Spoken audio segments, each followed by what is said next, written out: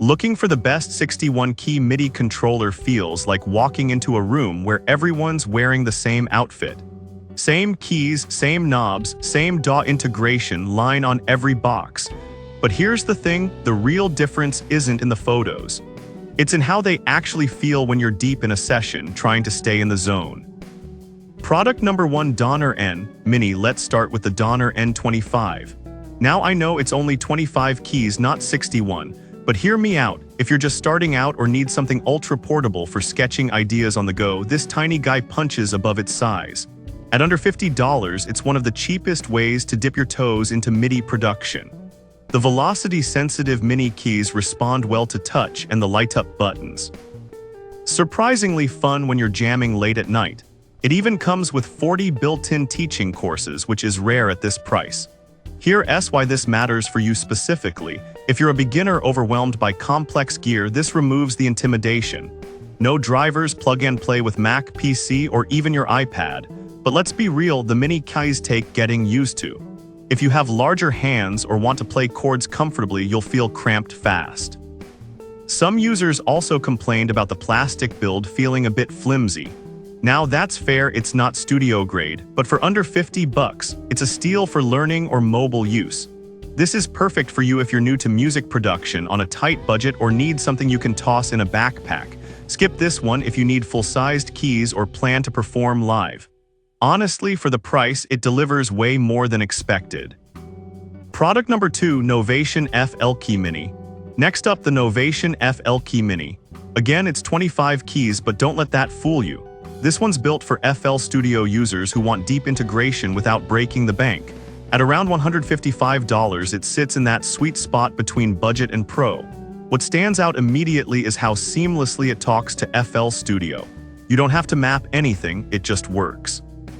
The 8 knobs let you tweak mixer levels, the pads feel responsive, and the step sequencer mode makes beat making actually fun. Here's why this matters for you. If you live in FL Studio, this controller removes the mouse and keyboard grind. You can program drums, adjust volumes, and even use scale mode to stay in key, all without touching your screen. But the mini keys are still a limitation. If you're used to playing piano-style melodies, you'll hit the edges fast. A few users mentioned the pads could be more sensitive out of the box, but a quick firmware update usually fixes that.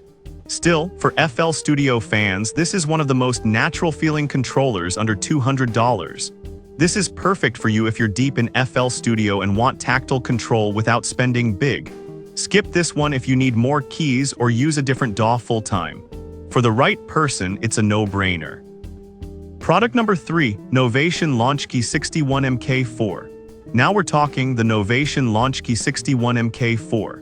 This is the first true 61-key controller on the list, and it shows.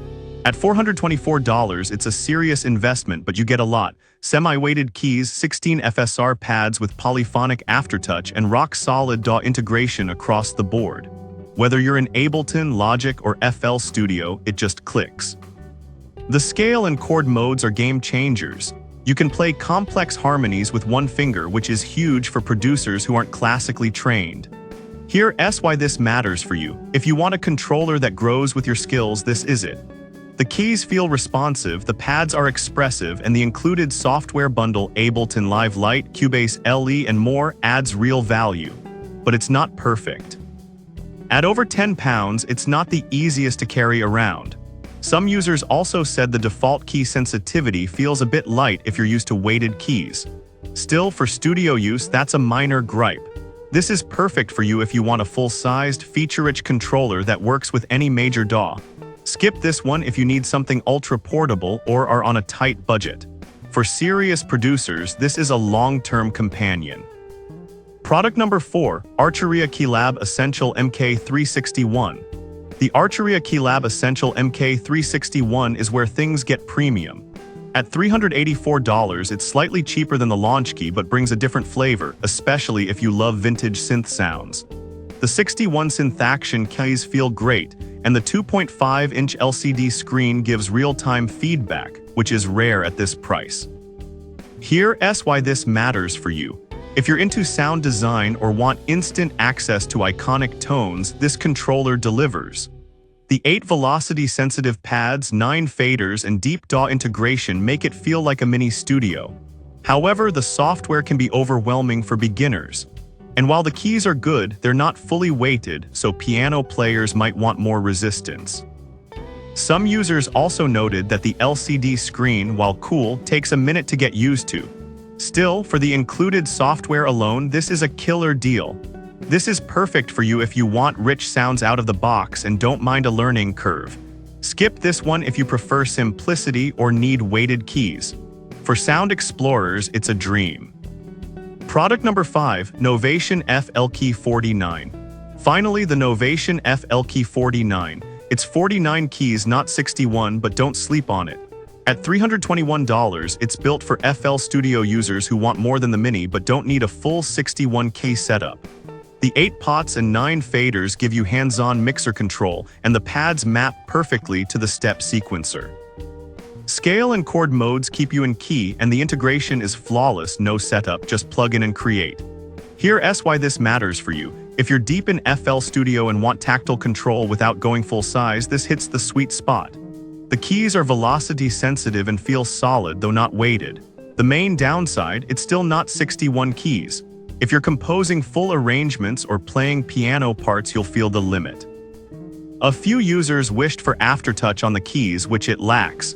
But for beat making and production, it's incredibly efficient.